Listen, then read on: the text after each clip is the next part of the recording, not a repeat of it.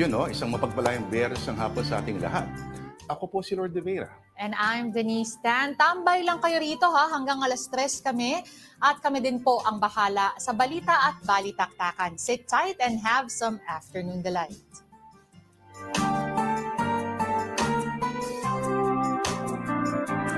Tunay kang ang professional. Oo, Kami bakit? bahala sa balita at balitaktakan. Mahirap yun.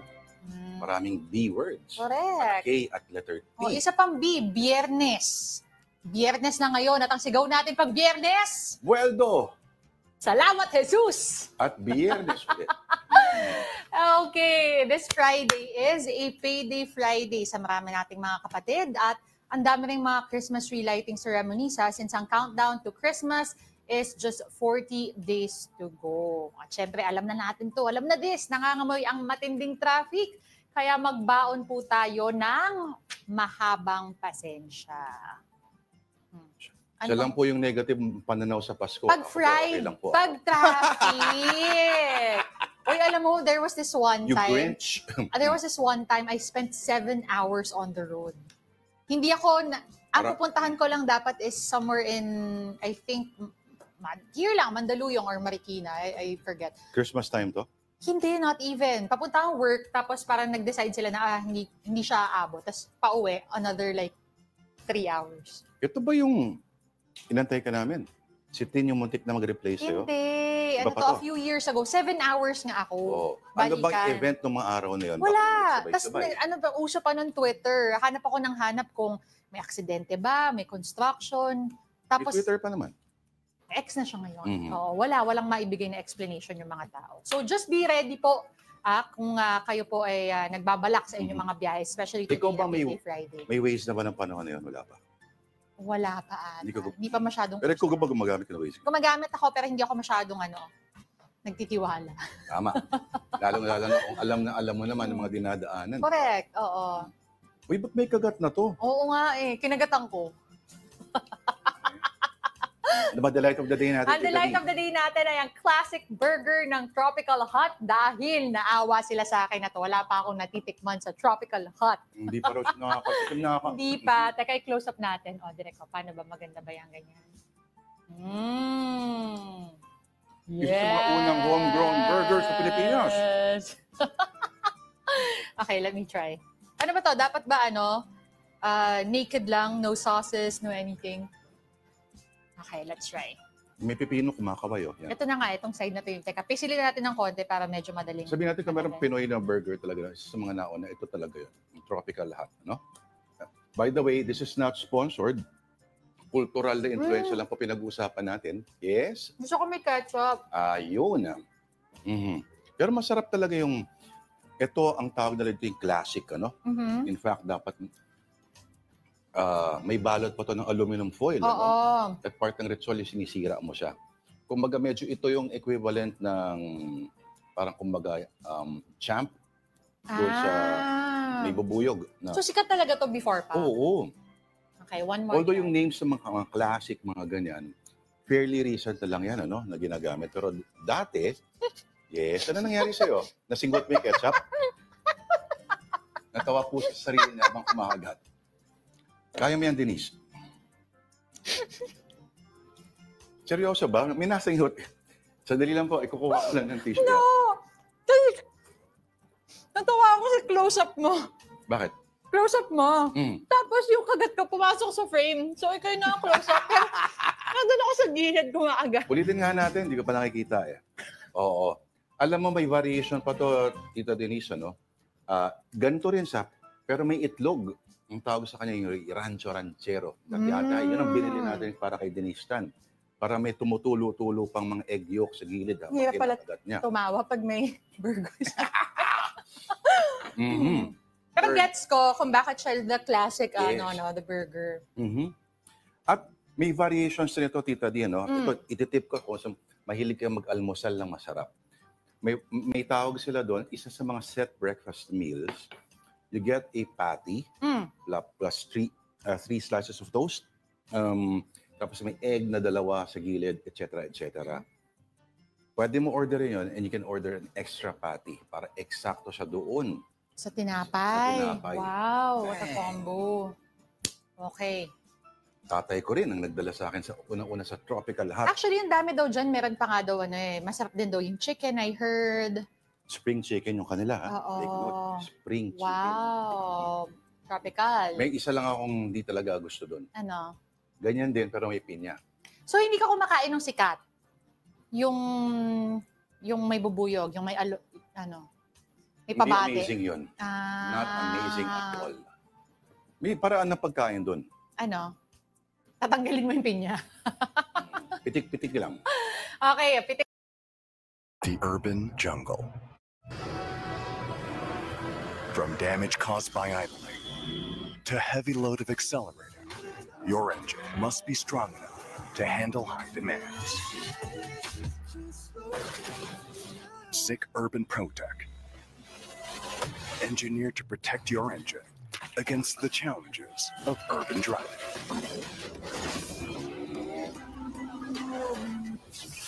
ZIC.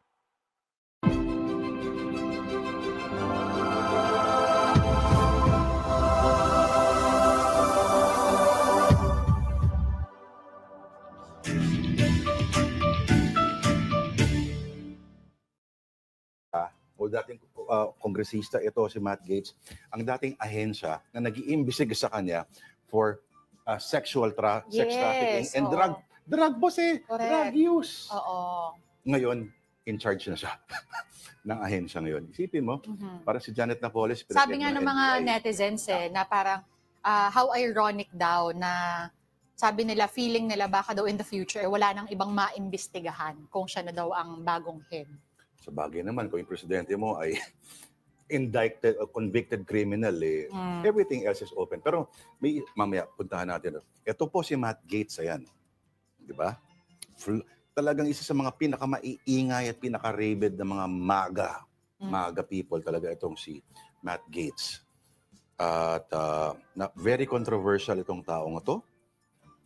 May ano pa nga, may allegations pa that he had sex with a minor. My God! Yes. Actually, there is this interesting analysis nga on CNN.com where they're saying na Trump is trying to outrage Washington with his controversial cabinet picks. Dahil ito, isa si Matt Gaetz dun sa napakahabang listahan nung kanyang team na ginagawa that is, intertwined with so many controversies, mga kaso, mga kung ano-ano talaga. Yan yung analysis ng CNN. Yes. It's to try daw, supposedly, well, si Trump naman has always promised to bring a blowtorch and a huge hammer to Washington. Pero ito, medyo delikado na to kasi halimbawa, ang Secretary of Health and Human Services mo, kumbaga Health Secretary mo, isang anti-vaxxer, si Robert F. Kennedy Jr. RFK, oo. Isang abogado, of course, nakilala siya noon kasi of course, maliban sa apelido niya, anak siya ni Bobby Kennedy. Yes. Tiyuhin niya, of course, tatay niya, tiyuhin niya, parehong assassinated. Ito ang na-assassinate sa kanya so far ay yung lalamunan lang niya kasi kaya siya magsalita. Medyo malaki daw ang magiging epekto ng isang katulad niya na in charge sa health Department ng Amerika. Ngayon pa nga lang daw, upon hearing of the news, nagbabaan daw ang stock prices sa mga vaccine manufacturers like Moderna and Pfizer. Sipin mo, 2%, 6%. Kalimutan ko which switch. Pero, weirdo rin itong si RFK Jr. Pero, Tita Denise, anong masasabi mo? Nahanap mo dyan? Anong masasabi mo sa one kata ng tiyuhin natin? Nasaan na yun? Ano yung hinahanap mo? Hinahanap ko yung Baka dito, somewhere. Facebook. Or ito, yung mga ibang Hindi, Tyson yan hindi, sa Afternoon Delight pa. Na-search ko kanina yun naalis daw ata kanina. Naalis? O sige. I-google na lang natin. Type mo, RFK Jr. body. Ay, may pa ganon. Yes. Itong si RFK ay... Sige, pwede na yan. RFJ yan. Baka Robert Downey Jr. lumabas Sige nga, tingnan natin. Ba't may body wash pa dyan? Well, dinemanda niya dati, nanalo sila, yung Monsanto, malaking korporasyon ng pagkain. Kasi There you go. ang crusade niya is to protect people daw supposedly against Ano, chemicals. pakita ba natin? Hindi, ito totoo sa images. Ayan, yan ang katawan ni RFK Jr. Talaga namang tignan mo naman ng mga videos niya, mga nagpo-push up, may mga, what do you call that, chest press, may pull-ups pa. Ang trip niya para siyang man of the wild, kumbaga, nag-hunting siya. At may kinento siya dati sa isang show at dito, weirdong ang lahat. May katawan, may nadampot daw siyang bear. As in, dead bear. At dinump niya daw yung katawan sa Central Park just for fun, as a prank. So may pinutulan, isang hayop din na pinutulan siya ng ulo, nilagay niya raw sa ulo ng kanyang truck. Siya mismo ang nagsasabi nito, Siya no? mismo nagsasabi Well, niya. I think that says a lot about what we can expect kung that's what he thinks would be some sort of a good joke or a prank, no? Parang hindi bagay yung mukha niya sa katawan niya. Bakit? Pansin mo. Parang pinatong lang. Pinatong. Kasi ripped. Ripped ang katawan niya. Ripped? Pero kanya boses niya. Ganyan. Oo. Okay, ano pa ibang pwede? Well, abangan natin. Supposedly, may mga nagsasabi ng Tita Denise, aside from trying to shake the system, tinatry rin daw niya yung loyalty ng Republican Congress. Kasi dadaan pa sa approval ng Kongreso itong mga to. At tinitingnan niya kung gaano karami ang susuporta. Kasi medyo, yung objectionable na para sa maraming Republican congressmen and senators, itong mga iba dito sa kanila. Pero speaking of marami, syempre yung gulo o yung halo-halo na nangyayari dyan. Punta muna tayo sa ating susunod na storya. This one is on NASA.gov. A note on the overlapping storms in the Philippines which NASA finds unusual. So meron tayong picture dito, no? You can see there, Hinching, Toraji, Usagi, and Manyi. Yan yung mga nag-overlap na storm. Teka. International names. International names. So yung Toraji is yung si Nika, si Typhoon Nika. Tapos, hanapin natin, nakita ko na kanina, si Typhoon Yinxing is si Marce. And then, Ophel is si Typhoon Usagi. Tapos si Manny. Sino ba si Manny? Pepito. May Pipito. Oo, ayan. Nag-overlap sila dun sa here. Kung mapapakita natin. Unusual, Tita Denise, but not abnormal. May mga pagkakataon kasi, hindi rin katakatakas na nasa pre-La Nina season tayo ngayon. At sinabi ng winarning na ito dati ni DOST Secretary Renato Solidum, at mukhang epekto ito. Pero, Tita Denise, ang hindi dapat natin makakalimutan, yes, kung sabihin natin ang isang bagyo, isang track, pakita ko sa iyo ang historical tracks. Go. Ng lahat ng bagyong dumaan sa atin, baka kumapit ka. At ganito sila karami. Lahat yan since 1951, ate. Grabe, no? Grabe. Bawat isang bagyo. Hindi mo na nga makita eh. Para siyang yung mga, naalala mo sa kanya? Teka lang, anong kulay to? Parang ang pinaka-dominant dun sa pinakita mo kanina is the color green, if I'm not They are mistaken. actually. Ito, yung legend nila, mga sila. By decades. Teka, daw natin Years para pala. makita. Yan. Ganyan karami mga dumaang bagyo since 1951. My God! Sana Diba? nakikita nyo, through our screens. Yung may mga, per color kasi may legend kung anong dekada ba? No, per year. Yung iba dekada actually. Yung iba dekada. Yung green, which is ito, ako kasi napansin ko yung green that's 1990 to 1999. Yung pula naman, 2010 to 2013. So, yan yung mga iba-ibang colors. Ano pa ba yung mas dominant? The purple one, 80 to 89. Grabe, So, napakarami. Ilang kaya yan? Parang may mga ng spaghetti na nahulog sa sahig. Para kung pick up sticks yan, wala na. Give Wala up na na. lang ako. Pag may nahulog dyan na karayom, wala na. Saan shoot? Diba? Wala. May susutan pero walang... Walang Pero, balikan. Tita Denise, tingnan natin. Kasi, tingnan mo naman yung mapa ng Pilipinas. Grabe. Ito ang Pacific Ocean. Ang unang bansa, makikita mo dyan, Pilipinas. Correct. Kumbaga, so, yun din ang isang pinaglalaban ng mga climate warriors. Teka, lakihan natin ha, hindi daw nila nakikita. Yung mga climate warriors, ang argument po nila ay Nangyari. Mhm.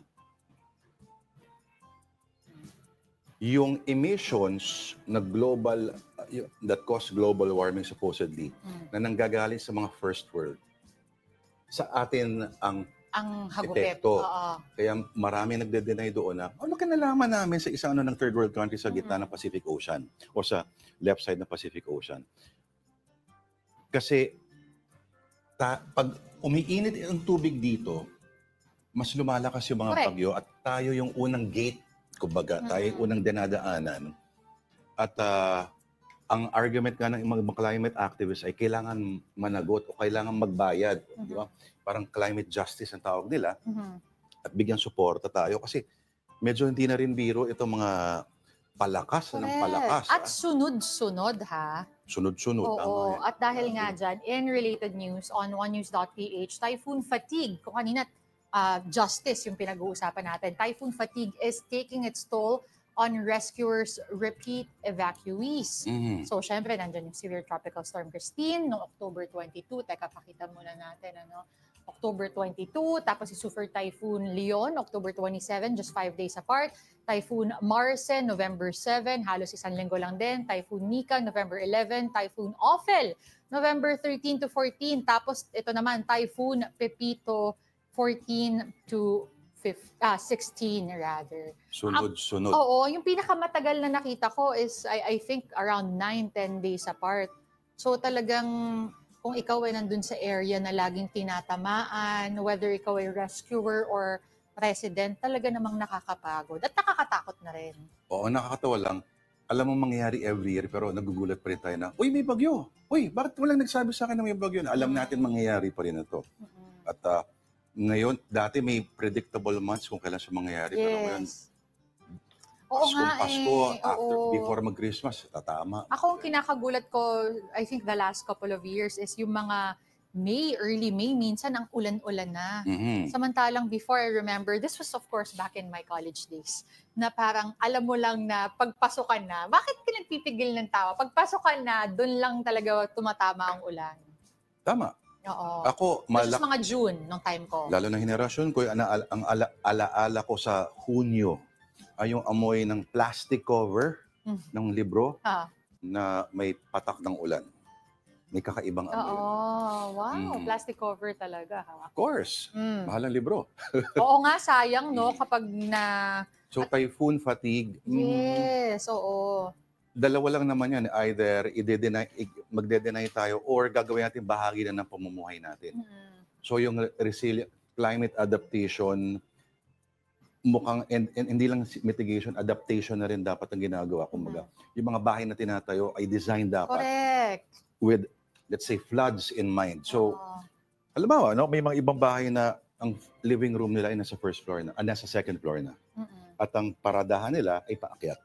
Parang mga ilang bahay sa Ay, Provident ginawa Village. namin yan nung sa amin, yung first floor namin is you have to take mga 4 steps, I think, bago ka makapunta dun sa living area. Tapos yung sa baba is parking na lang. Gano'n ka? So, hindi inaabot ng bagyo?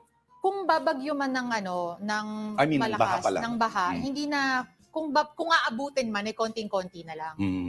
Kumbaga, tapos kasi yung sa ilalim, mga sasakyan, at least mas madaling iusod kahit kesa na yung mga, di ba, ref o kutsyon yung Basic yan sa house iusod. engineering, na hindi mo siya dapat nile-level do sa level ng lupa. Unfortunately, mas marami tayong kababayan na walang ganong luxury kasi isang entas mo ay isipin nila, hindi naman nila lupa yun. No? Lalo na sa mga, let's say, informal settlers. Na-experience na kasi namin noon na mabaha also. Mas mataas kami ng konti dun sa yung lumang bahay na may garahe. Actually, ano pa nga yun, inclined pa nga yun, pero inaabot pa rin.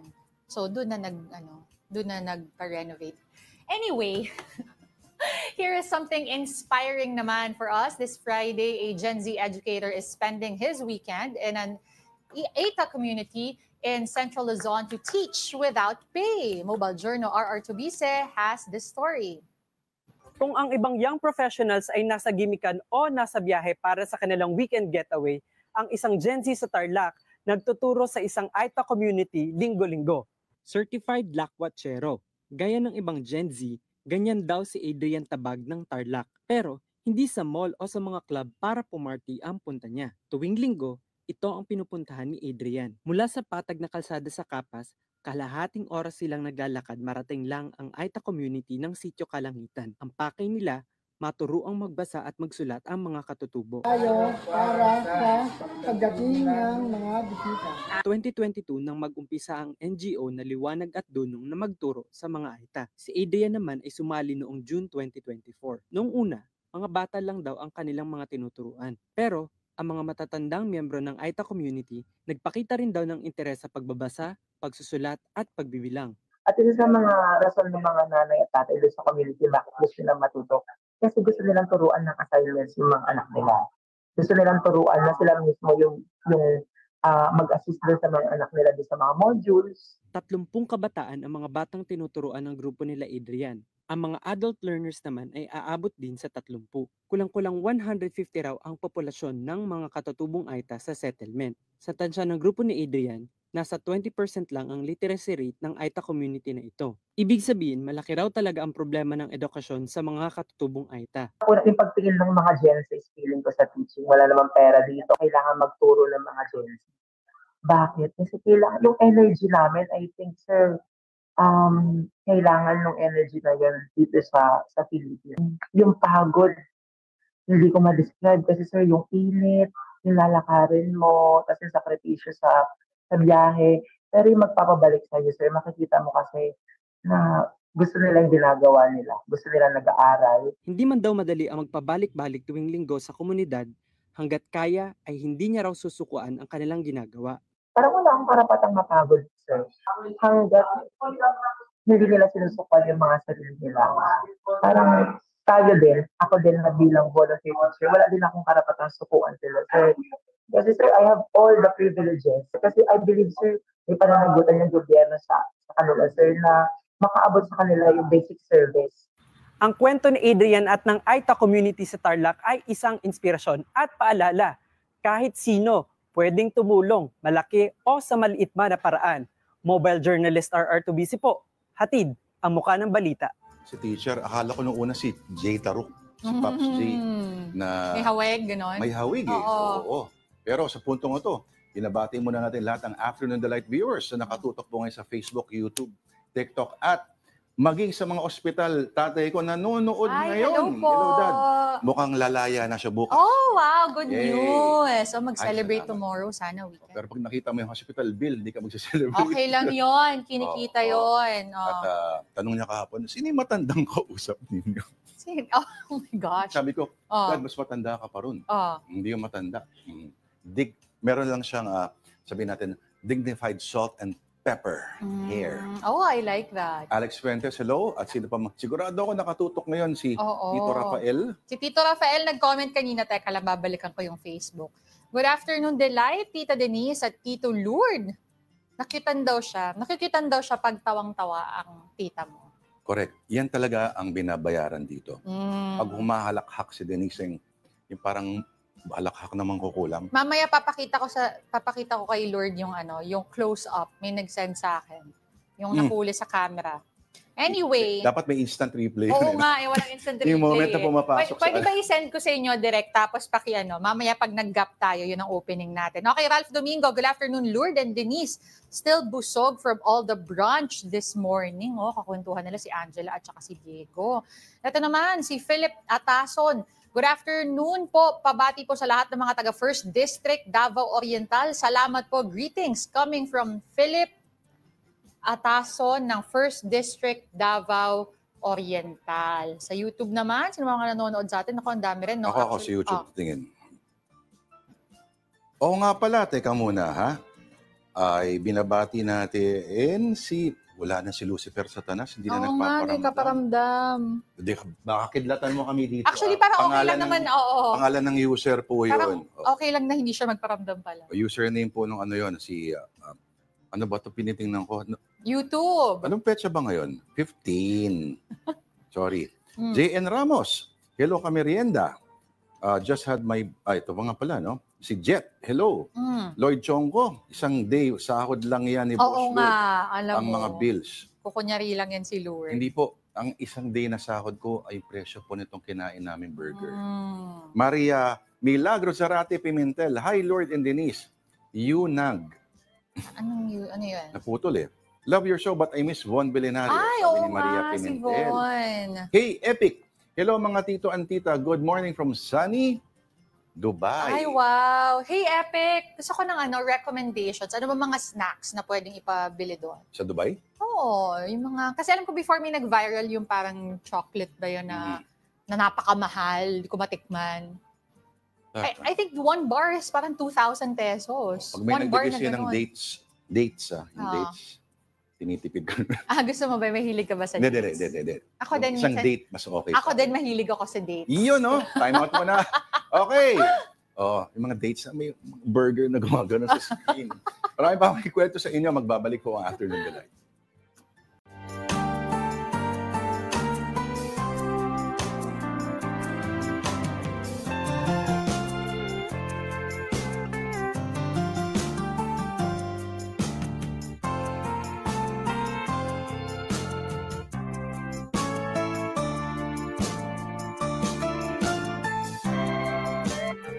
And we're back. Nagbabalik po ang Afternoon Delight dito po sa One News. Ako po si Lord De Vera. At ako naman po si Denise Tan. Thank you for staying with us.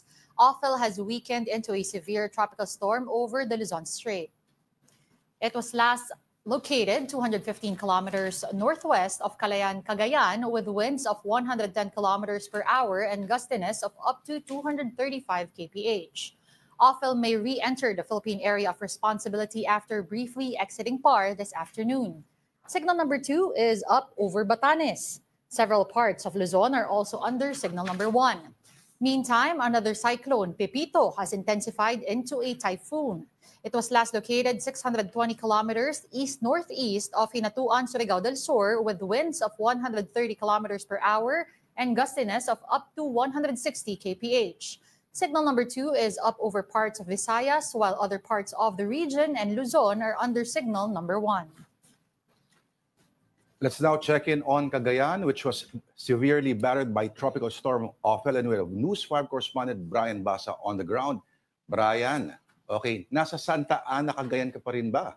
At kamusta ang sitwasyon dyan ngayon at sa iba pang areas dyan sa paligid? Okay, magandang araw tangkon sa Ana, Cagayan. Layo na ang bagyo. Kaya siyempre, pag maakta kababa ating ayan, Brian, sorry. So, Oo, yeah. Brian. Sorry, yung signal na naman natin, kailangan nating ayusin na konting pihit lang konti. Okay. So, Bri, balikan ka namin saglit, So, ha?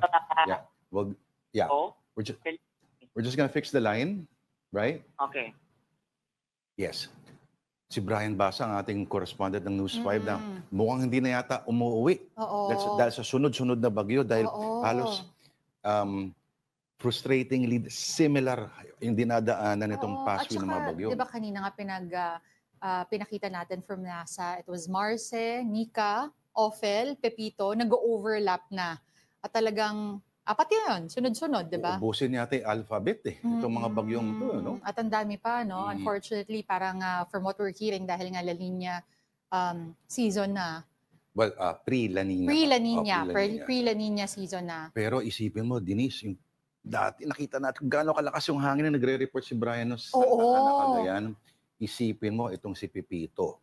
Well, lower track. So hindi doon mismo sa pinagdaanan na, pero halos Central Luzon baka abutin yung pasok niya at maaring mag-enter o mag-landfall as a super typhoon. That's possibly. right. Again, no? Lumalakas pa rin siya hanggang Oo ngayon. nga eh. Alam mo, kaya tayo po nakikiisa sa ating mga kababayan dahil nga yung pinakita rin natin kanina, typhoon fatigue dahil paulit-ulit na yung kanilang ginagawa every time na lang na meron na bagyong pumapasok. But I think Brian is back on the line. Right. So, can you hear me? Yes. Yan. Loud and clear. Oo. Oo nga, kasi yan ang of them ngayon. Not natin. Hindi pa rin totally current. Kaya intermittent ang ating but I hope I'm getting my that it's such and we're back home, but so far, inaccessible.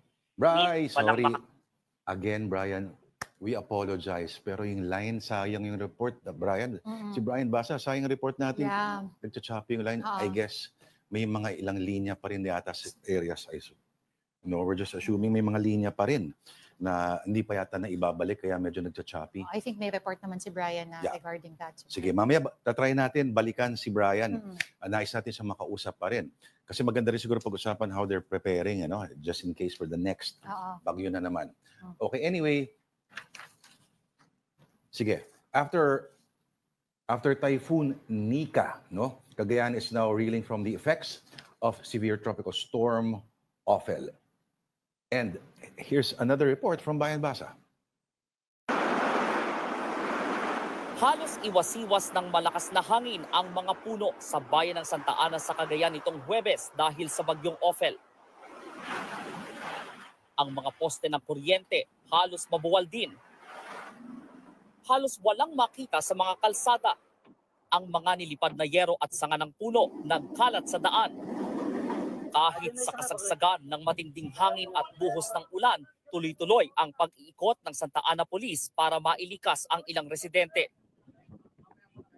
Gumuho naman ang mga rampa ng tulay na nag-iisang daan papasok at palabas ng Santa Ana. Nagkaroon tuloy ng 3 metrong agwat ang tulay sa magkabilang dulo. Kaya umaasa ang lokal na pamahalaan na agad itong maiaayos. Sa bayan naman ng Baggao, nawasak ang silid-aralan ng eskwelahang ito. Ganito na lang ang naiwan matapos mag-landfall sa bayan ang Super Typhoon Ophel. Ang iba pang classroom, nagtuklapan ang mga bubong at nasira pa ang mga bintana. Maging ang bahay na ito, pinadapa ng bagyo. Sa bayan ng Bugay, sinuong ng rescuers ang malakas na hangin at ulan para mailikas ang residenteng hindi makalakad. Oh my God, Lord. Hindi naman matigil ang buhos ng ulan bandang hapon ng Huwebes sa bayan ng Amulong. Kaya ang mga residenteng nakatira malapit sa Cagayan River nagulantang na lang sa bilis ng pagtaas ng tubig. Sa kasagsagan ng bagyo, tuloy-tuloy naman ang Alagang Kapatid Foundation sa paghahanda ng tulong na ipamamahagi sa mga nasalanta. Katuwang nila ang volunteers sa Lyceum of Apari. Ang mga naihandang ayuda mula sa PLDT Smart Foundation inihatid sa 3 evacuation centers sa Apari. Karamihan ng naroon ay lumikas mula sa kanilang bahay sa tabing dagat na inabot hanggang bewang ang tubig. Mag-iikot pa sa Cagayan ang Alagang Kapatid Foundation para maghatid ng tulong sa iba pang nangangailangan. Kaya naman sa mga nais pang magpaabot ng donasyon, mag-message lamang sa Alagang Kapatid Foundation Facebook page. And several areas in Isabela are still inundated after the overlapping onslaught of tropical storms Nika and Ophel. And News 5 correspondent Mon Gualvez reports. Bitbit ang kanilang mga gamit, nilusong na ng mga residente ito ang gahitang baha sa Barangay Casibarag Norte sa Cabagan, Isabela. Pati alagang aso, kasama rin nilang inilikas nitong Huwebes. Aminado silang kakaba-kaba dahil hindi pa man tapos ang epekto ng bagyong Nika. Heto't may bagyong Ophel naman. Diyan kami natatakot kasi sobrang taas ng tubig dito. Kailangan likas agad kasi ayaw namin mangyari sa mga tao dito kasi malakas ang agos dito.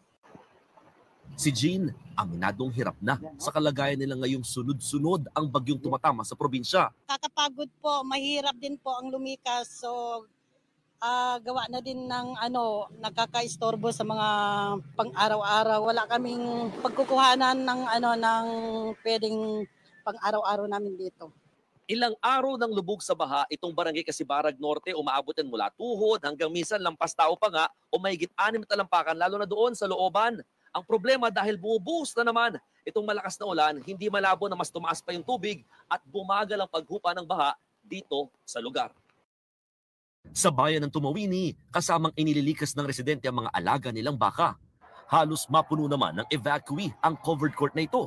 Kasama riyan ang pamilya ni Maria Fe na nakatira malapit sa ilog. Matinding trauma na raw ang nararanasan nila mula nang liparin ng hangin ng bubungan nila. pag nakakarinig po ako ng ganito, simple man lang po yung bagyo, kahit signal number 1 lang po, talagang kinakabahan na po ako. 2 baso lang po yata yung bigas na ano namin, nadala, as in walang-wala po.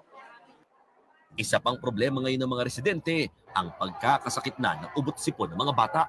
Dahil sa panahon din na hindi natin naiwasan na na-expose sila sa ulan at saka sa lamig din. Ready ang mga barangay health workers natin sa pagbibigay ng mga free medicines. Kaya agad sinek up ang mga bata sa lugar at binigyan ng gamot maging vitamins.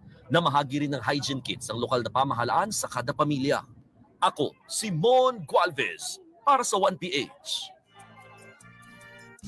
Here now is a quick rundown of more stories on One News. Former Deputy Ombudsman Arthur Crandang has been invited to the next Quad Committee hearing. That's according to the Mega Panel's chairman, Representative Robert Barbers. In 2018, Crandang was suspended after allegedly disclosing the bank accounts of former President Rodrigo Duterte. The National Bureau of Investigation is waiting for retired police Colonel Regina Garma's return from the United States. The DOJ earlier confirmed that Garma left for the U.S. on November 7, where she was arrested and detained for carrying a canceled U.S. visa. Earlier, Garma revealed an alleged reward system for drug war killings during the Duterte administration. Prices of vegetables in Metro Manila markets have significantly gone up after Tropical Cyclone Christine hit the country. The price of siling labuyo or wild chili increased to 600 pesos per kilo. Retail prices of bitter gourd or ampalaya have also risen from 140 to 180 pesos a kilo, string beans or sitaw from 150 pesos to 160 pesos, and eggplant or talong from 130 pesos to 220 pesos. In other news, President Bongbong Marcos led the inauguration of the LRT-1 Cavite Extension Phase 1. Details from Mobile Journal, Julie Baiza. Mas mabilis at ligtas na biyahe. Yan daw ang maagang Christmas gift ng gobyerno sa mga taga-South. Nalunsad na kasi ang LRT-1 Cavite Extension Project Phase 1 sa Parañaque City. Ang kauna-unahang railway project na natapos sa ilalim ng administrasyon ni Pangulong Bongbong Marcos sa pamamagitan ng public-private partnership. The Phase 1 extends the LRT-1 Line 1, bringing us the first 5 new stations in Parañaque City. These stations, Redemptorist Asiana, Mia Road, Parañaque Integrated Terminal Exchange, Ninoy Aquino Avenue, and Dr. Santos, will serve as vital access points for many Filipinos. The Dr. Santos Station, formerly known as SUCAP, is an intermodal transport facility offering multiple bays for public and private vehicles. This facility exhibits our firm determination to provide efficient, accessible transportation options for all. Ang biyahe mula Baclaran patungong Bacoor, Cavite, tatagal na lang ng 25 minuto. Sa sandaling maging fully operational, karagdagang 80,000 pasahero ang makikinabang araw-araw. Sabik na rin daw ang Pangulo na mapasinayaan ang MRT-7 na aabot hanggang Bulacan, maging ang North sa South Commuter Railway. We are pursuing more transportation projects. Dito sa LRT-1 Cavite Extension, hangad ko na matapos ang natitirang 3 istasyon hanggang Bacoor, Cavite sa lalong madaling panahon.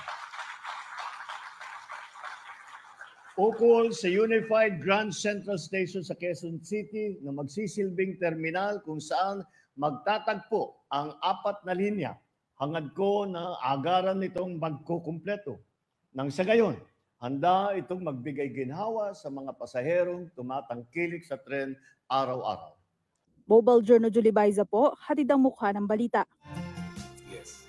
And we have another treat for you guys as somebody dropped by our set today. And again, we will be having with us Director Ryan Carlos He is the new head of training and development of MQuest Artist Agency or MQAA. Welcome to Afternoon Delight. Maraming salamat for having me. It's an honor, Sir Lord and Ma'am Denise. Ikaw ba yung tipong pag nakita ka nila, gusto mo bang mag-artista, Denise Tan? Dapat ayun naman pala. Si Direk pala. Common ba natanong sa'yo yun pag nakaka-enkwentro ka ng mga bata? Parang, Yes. Direk, paano ba ako mag-artista? Lagi yan ang tanong. Or pwede ba ako magpa-handle sa'yo? Pero sabi ko, hindi ako nag-handle eh. Nagtuturo lang talaga ako eh. That's been my passion for the past 26 years of teaching actors. So, yun, ang stock mo ay nagtuturo ka lang, you don't manage. No. What I do is, of course, I write and direct films. No. Yung TV. answer mo Yeah. sa mga nagtatanong. Yes. Ay, sorry, iho, wala ka talaga kapag-apag. Ay, grabe ka. Ay, hindi. Wala akong ganun. I don't believe na may bobong artista. Naniniwala ako na may tamad na artista.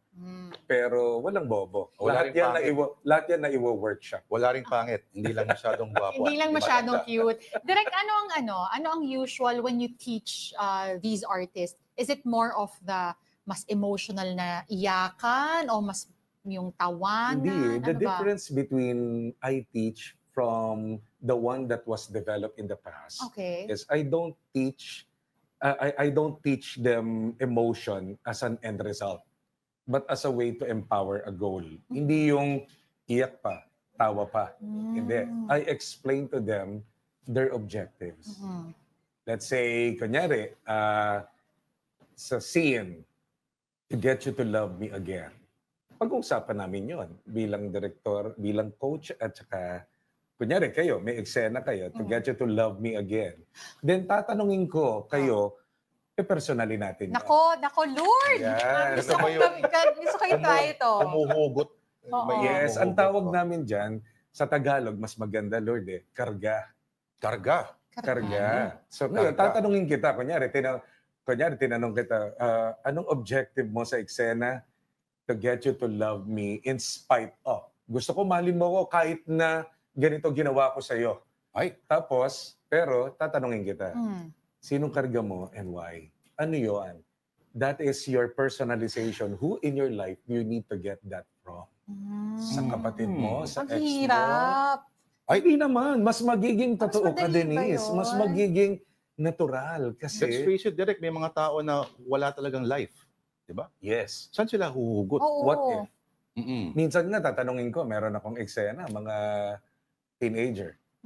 We did a scene from yung dating Marvin and Jolina na loves kita, okay ka lang, tungkol sa mag-best friend.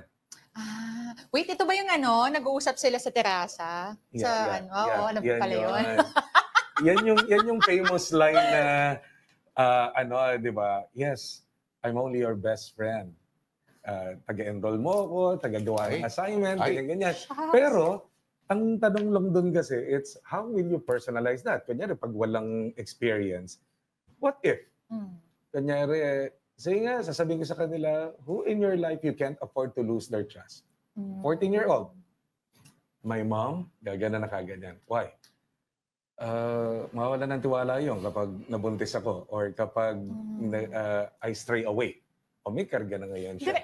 Kahit what if?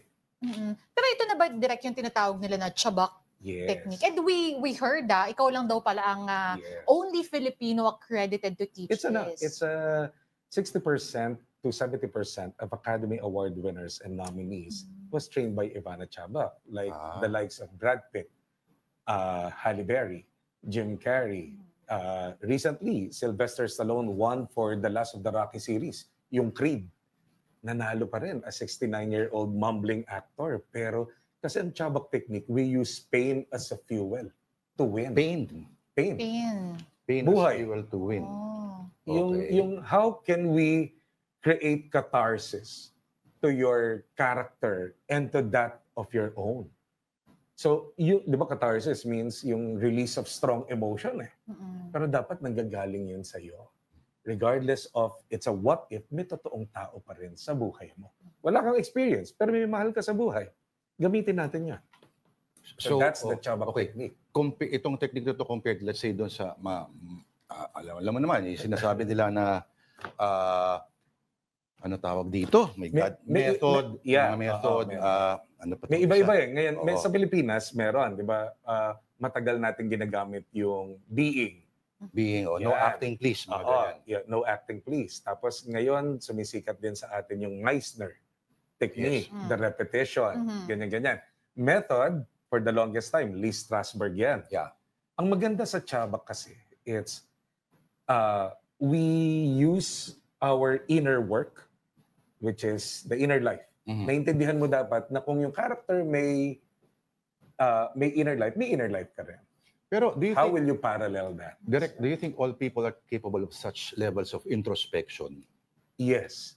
Kasi they need to. Kasi dapat nag-aaral ang artista. Nagpe-prepare ang artista. How do they do that, Direk? Hindi pa pwedeng yung gone are those days ng, Direk, mahusay ako parang gripo ang mata ko, ready na ako. No?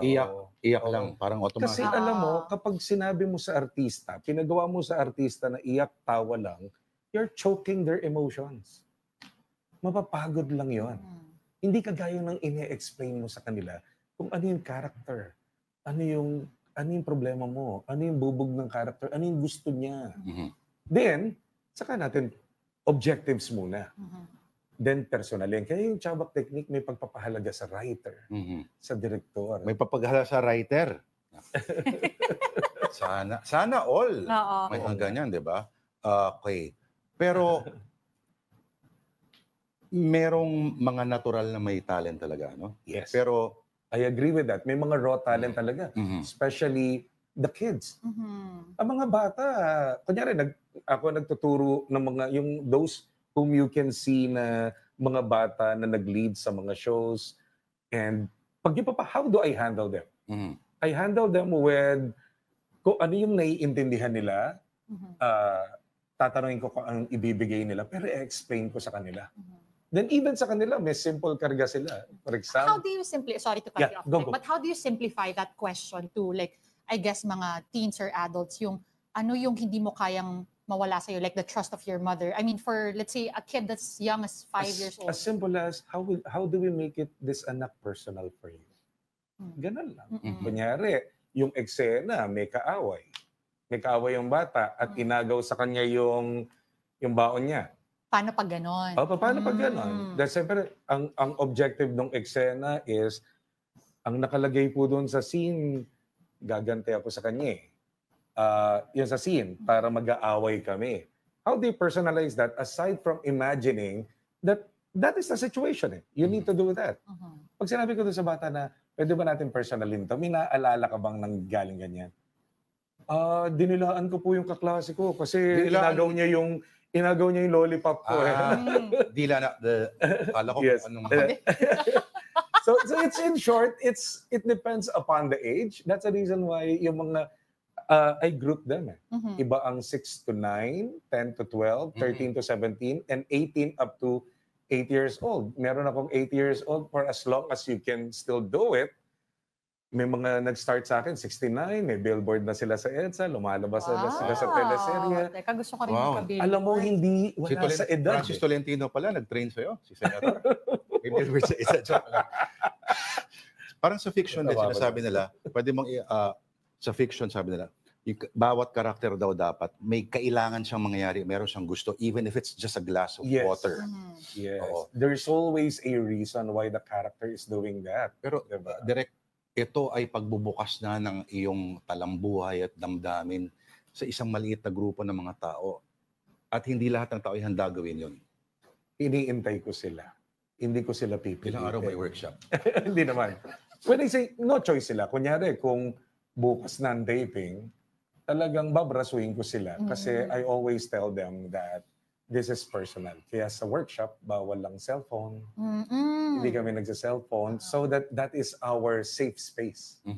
Kasi pinapaintindi ko sa kanila that I need not to see you. I need to see the character themselves come to life. But I will still see you because you will use your own experiences, regardless of it is a what. Uso pa ba direct yung mga walling ngayon? Walling? Hindi na. At yung ibang antas ng acting na kasi sinabi ni Eugene Domingo. Kasi Lord, depende yan sa nag-handle na director at teacher. Kasi di ba, we always say that the director is the captain of the ship, di ba? Susundin mo pa rin sila. May marami akong ganyang artista. Na paano po kapag yung director ko iba yung tinuturo? Sa akin, sundin mo yung director mo. Kasi siya yung kapitan ng barko eh. Pero may time na hindi magtuturo yung director, pagod na, at iaasa sa iyo. Kasi nga, tandaan nyo, 50% of the director's work is done if the actors are very good. Correct. Kaya nagkakaroon ng pool of actors ang 'Di ba? Even sa Hollywood, sila Christopher Nolan or ang mga veterans natin sila Direk Joel Lamangan, may mga pull of actors sila kasi napagkakatiwalaan nila eh. Alam niyo yung gusto ni Director. Oo eh. Pero dapat hindi natin sila nakikita artista 1 to film 1. Film 2. Dapat nag-iiba sila based doon sa character. Parang sila Scorsese, De Niro, etc. Di ba? Pero Direk, sa Pilipinas, may nakalimutan ka banggitin. Yung AD. Yes. Ang secret weapon. Ang AD yung nagmo-motivate. That's the reason why in the workshop, I welcome even those ADs. Kasi sabi ko, may time kasi kayo yung nagtuturo, humaharap talaga. Sa totoo lang. Sa totoo lang. Kaya dati nagpa-workshop ako sa production people na dapat, hindi lang sa technical, dapat alam nyo rin on how to talk the language of the actors. That's the most important. Kasi ang mga director, dapat hindi lang technical. They need to know how to communicate with the actors. Correct. Otherwise, it will be brilliant. The project will be brilliant. Direk, I wanted to ask also. Alam ko, I wanted to... Hindi, Direk, gusto ko rin ng bill, Direk, gusto ko ng billboard sa, 5'10", wala akong ka-love team, Direk, paano na yan? Ano ba naman yan? Kaya hindi ako nag-artista, alam ko na eh. Alam ko na bata pa lang ako, wala, solo eh. No, I wanted to ask because I'm sure a lot of young kids or teens are interested to join. Pero you mentioned kanina, bawal yung phone, tsaka walang, sabi mo. Bawal ang phone? At sa mga workshop. In the workshop lang. Oo. We don't use phones when we're doing the session. But during the break time, they can use their phone. Of course. No, pero you mentioned kasi na naniniwala ka that there are only lazy actors. So obviously dedication needs to be there. But aside from dedication, ano ba yung mga key factors o dapat mga characteristics ng isang aspiring artist, especially yung mga mag-undergo that chabak. The most important is you really want it. Hindi ka napilit ng nanay mo, ng tatay mo. Yan. Dapat gusto mo talaga. Ang stock answer ng henerasyon namin, bakit ka ba nag-artista sa mga Little Miss Philippines? Bakit mo gusto mo Sabi po ng mami ko. Ay, ano ba? Kasi gusto ko pong tulungan yung pamilya ko. Yun, ang classic na mga sagot dati. Ang importante lang, gusto mo, o kung minsan kung napilit ka, sasabihin ko sa kanila, okay, you respect your mom, you respect your dad, but let's find a way on how you will enjoy this.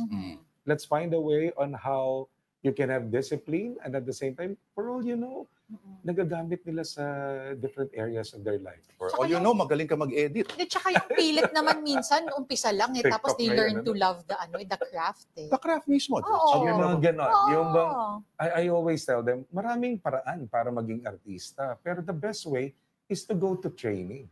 Walang talo doon eh. Kasi magagamit mo kahit saan. As simple as, napaka-importante, ethics for actors, discipline for actors.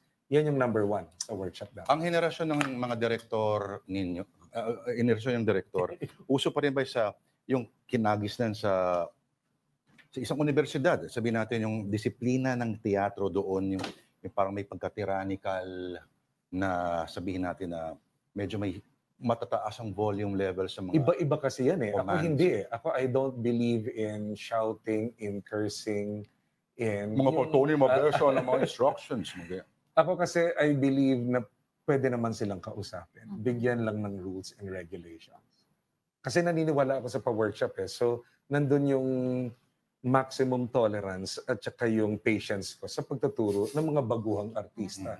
Pero minsan, pag tinatanong nila sa akin, nagagalit ka ba direct? O pag ako nagalit na at nagmura, demonyo ka na. Pero never nangyari sa akin. Tsaka people would know kung galit ka na, direct ganon. Yes. Pero speaking of workshops, maglo-launch kayo ng public workshop. Baka you can tell us more about that. Yes. Public workshops. Since I started last September as the head of the training and development of MQAA, so may bago, MQuest Artist Agency. Ngayon, tinrain ko sila last September and October, yung initial artist. Then we want to discover talents.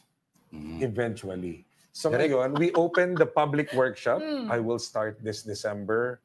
Tapos para sa publiko, November 23 po ang aming 23 and 24 registration here in TV5 sa CX Store. And meron po kaming, yan, yung nakikita nyo po, meron kaming QR code dyan and mga social media. They can enlist and register. Tama ba ako tanungin, ang workshop sa to ba ay parang mga auditions na rin? Parang based sa workshops mo makakahanap ka ng Yes. mga potential Kasi magkakaroon sila ng confidence eh. Hindi lang sa akin. Kapag nag-workshop sila dito, they can audition to any company, to any or even advertising or pelikula or TV. Kasi Delikado, baka pinatahin lang ng kabila. Hindi kaya. Direct yung QR na pinakita mo, di ba sila, Yes. scan and Yes, they try to list. they can check the social media. May enlistment doon, may Google link form yun, mareredirect na sila. Nandun na lahat ng information. Pag medyo na-chismis nila sa ibang tao, pwede po bang mag-walk-in din o kailangan talaga prior Hindi, pwede rin sila mag-walk. Pwede rin po mag-walk-in. So, we will be here November 23 and 24 sa CX Store Studio, 9 to 5 p.m. Sa baba Walang po yan. kailangan dalhin. Wala. Just bring themselves. Ang importante, yung mag-workshop nandun. Yes. Para makita ko. At lakas ng loob. Yan. Pero kasi mag-workshop, pero nahihiya. Oo. Paano kayo mag-artista, nahiya kayo? Oh, ang unang test, sayaw. So, direct, maganda rin. Kayo ba kinabahan kayo Ako, nung first time yung humarap sa TV? Ako kinabahan ako, direct. Dok, nakikita mo yung mga boteng yun. Okay. Yun lang sagot ko sa Yun, tanong mo. tsaka yun ang I love karga it. namin dito. May idea din ako. Kaya tayo ng isang girl group. Ay, nako, pag-usapan natin mamaya yan, Lord. Again, Pero we'd like... lahat sila mga ganyan yung height. Oo. We'd like to thank our guest this afternoon, Director Ryan Thank you so Carlos. much. Thank you so much for joining us. Thank you for having me. Oo. Yeah, salamat. Okay, that will do it for us this week. Bilis ng This week, oras. oo, Friday na pala ngayon. Oh, thank you for watching Afternoon Delight. I'm Denise Tan. Have a restful weekend, everyone. Salamat, Jesus. At Biyernes ulit. Kung merong TGIF, meron Alam niyo na shabu. yon. Salamat, Jesus. At Biyernes ulit. Join Na-shock us again tomorrow, 2 p.m. Hindi pala tomorrow. Okay. Monday. Monday pa. 2 p.m. pa rin. Ako po si Lord De Vera, Denise Tan, Direct Ryan Carlos with our Ryan method. Have a delightful afternoon. Thank you.